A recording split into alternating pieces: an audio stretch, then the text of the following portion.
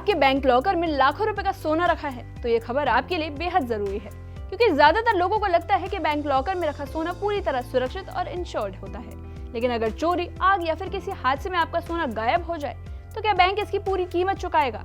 जवाब जानकर आप भी हैरान रह सकते हैं। दरअसल भारत में करोड़ों लोग अपनी कीमती गहनों और सोनों को सुरक्षित रखने के लिए बैंक लॉकर का इस्तेमाल करते हैं, लेकिन बैंक लॉकर से जुड़े कई नियम ऐसे हैं जिनकी जानकारी बहुत कम लोगों को होती है। और सबसे बड़ा सवाल यही होता है कि आखिर बैंक लॉकर में कितना सोना रखा जा सकता है?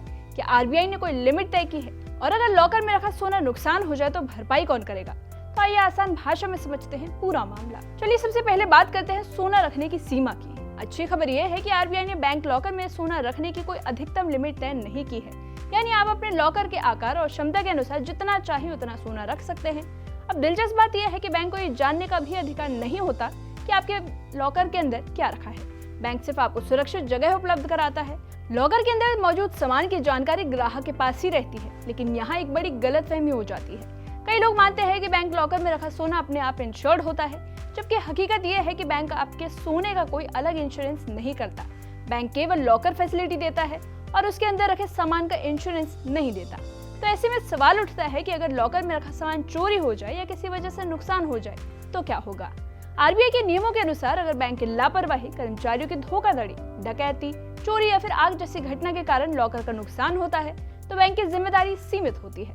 उदाहरण के लिए अगर आपके लॉकर का सालाना किराया 3000 रुपए है तो बैंक अधिकतम 100 गुना यानी 3 लाख रुपए का मुआवजा देगा। अब जरा सोचिए, अगर आपके लॉकर में 20 लाख, 30 लाख या उससे ज्यादा का सोना रखा है तो 3 लाख रुपए का मुआवजा आपके वास्तविक नुकसान की भरपाई नहीं कर पाएगा।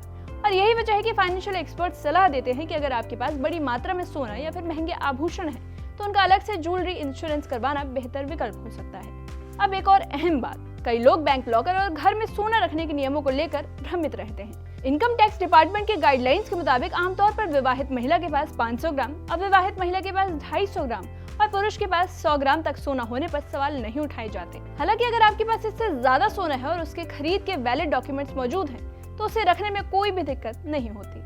वहीं बैंक लॉकर में सोना रखने की कोई लिमिट नहीं है, लेकिन इसका मतलब ये नहीं कि आपका पूरा सोना बैंक की जिम्मेदारी बन जाता है। बैंक केवल लॉकर फैसिलिटी देता है, जबकि लॉकर में रखे सामान की सुरक्षा और उचित इंश्योरेंस की जिम्मेदारी काफी हद तक ग्राहक की होती है। इसलिए अगर आपके बैंक लॉकर में लाखों रुपए का सोना रखा है तो सिर्फ लॉकर होने से निश्चिंत मत हो जाइए। आरबीआई के नियम समझिए, मुआवजे का लिमिट जानिए और जरूरत पड़े तो आप अपने कीमती गहनों का अलग से इंश्योरेंस जरूर कराएं, क्योंकि सही जानकारी ही आपके सोने और आपकी मेहनत की कमाई को सुरक्षित रख सकती है। वहीं 100 ग्राम सोना होने पर आमतौर पर सवाल नहीं उठाए जाते।